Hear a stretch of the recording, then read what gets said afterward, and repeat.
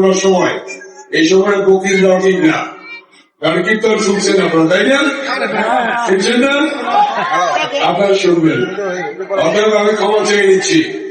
তারপর আমি দেখা করতে আসলাম, যেহেতু কথা দিয়েছিলাম যে আমি আপনাদের সাথে দেখা করে যাবো, এই ইতিপূর্ব আমি এসেছিলাম এখানে, আজকেও আসছি। আপনারা আপনাদের ধর্মীয় অনুষ্ঠান সুন্দরভাবে স্বাধীনভাবে করতে পারেন, করতে পারবেন, সেটাই আমাদের প্রত্যাশা।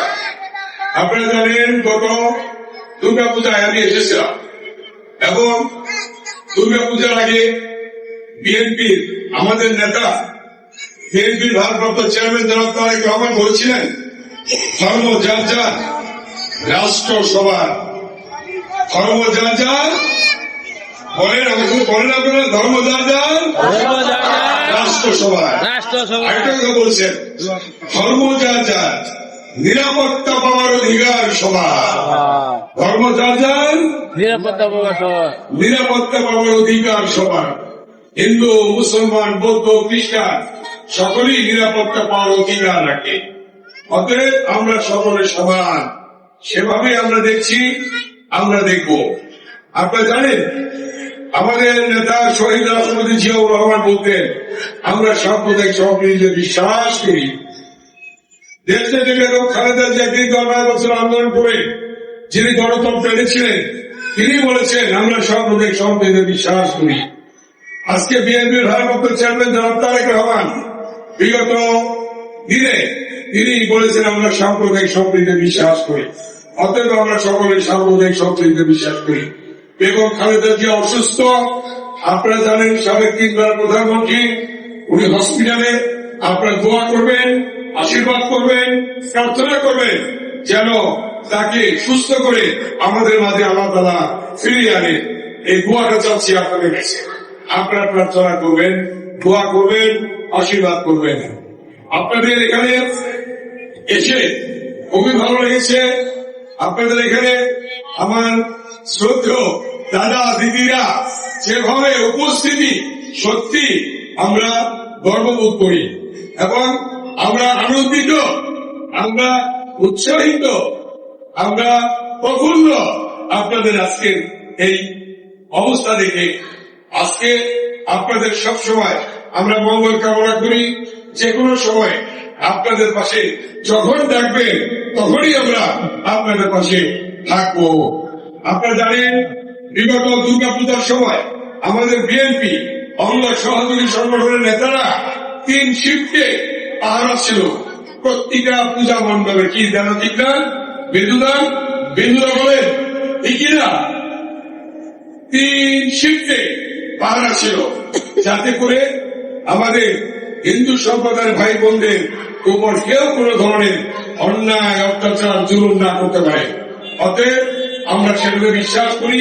আমাদের বিএনপি অঙ্গ সহযোগী সংগঠনের নেতারা আপনাদের পাশে আছে, আপনাদের পাশে থাকবে, এটি আমাদের প্রত্যাশা। আপনারা জানেন আমরা বলেছি এলাকায় কেউ কোন চাঁদাবাজি করতে পারবে না। আমি যে ফেব্রুয়ারিতে নির্বাচন করবো ধানের শীষ মার্কা থেকে, আমার অঙ্গীকার এটা, এলাকায় কেউ কোন চাঁদাবাজি করতে পারবে না, এলাকায় কেউ কোন সন্ত্রাস করতে পারবে না। এলাকায় আমরা ফ্যামিলি কার্ড দেব। এই কেরানীগঞ্জে, এই ঠাকুরটা, তেঁতুলতলা, আমিন বাজারে আমরা ফ্যামিলি কার্ড দেব। সেই ফ্যামিলি কার্ডের মধ্যে চাল, ডাল, আটা, তেল, লবণ, সাবান, পেঁয়াজ, আলু এগুলি ফ্রি দেওয়া হবে প্রতি মাসে। এবং সেই ফ্যামিলি কার্ডটা হবে আমার মা বোনদের নামে, দিদিদের নামে, দাদাদের নামে হবে না, কিন্তু দাদাদের নামে হবে না, দিদিদের নামে হবে। এবং এই জন্য হবে অনেক দাদা অবহেলা করে, অনেক মুসলমান মহিলাকে, অনেক মুসলমান পুরুষ অবহেলা করে, যার জন্য অবহেলা না করতে পারে। এই জন্য দিদিদের নামে, মা বোনদের নামে ফ্যামিলি কার্ড হবে। যদি অবহেলা করতে চায় ওই কার্ডটা দেখাই দেবেন, এই যে আমার কার্ড। খেলার সময়, ফুটবল খেলার সময় যে ফাউল করে তাকে কি দেখানো হয়? ঠিক আছে, লাল কার্ড দেখানো হয়। আপনার ওই কার্ডটা দেখাই দেবেন। অতএব জুলুম করতে পারবে না, অত্যাচার করতে পারবে না। অতএব আপনাদের প্রতি আমার অনুরোধ, আমি তো 4 বার এমপি হয়েছি কেরানীগঞ্জ থেকে, 4 বার কেরানীগঞ্জ থেকে এমপি হয়েছি। প্রথমবার আমি 91 সালে যখন আমি প্রথম এমপি হই তখন 32,000 ভোট বেশি পেয়েছি। তারপরে বিনা প্রতিদ্বন্দ্বিতায় তৃতীয়বার 72,000 ভোট বেশি পেয়েছি। চতুর্থবার 82,000 ভোট আমি বেশি পেয়েছি কেরানীগঞ্জ থেকে। এইবার মাহবুব তামিমবাজ তেঁতুলঝোড়া 2008 সাল থেকে কেরানীগঞ্জ সাথে এসেছে, কিন্তু আমি নির্বাচন করতে পারি নাই। এইবার আল্লাহ তাআলা সুযোগ দিয়েছে, আমি নির্বাচন করতে পারবো।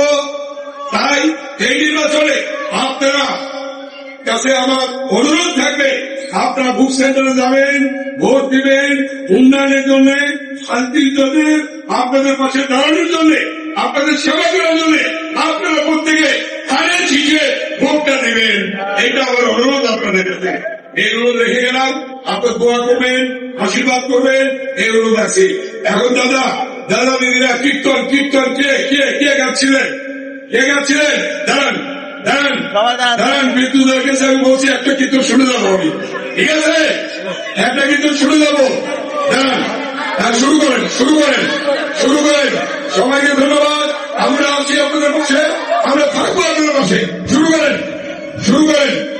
ধন্যবাদ সকলকে।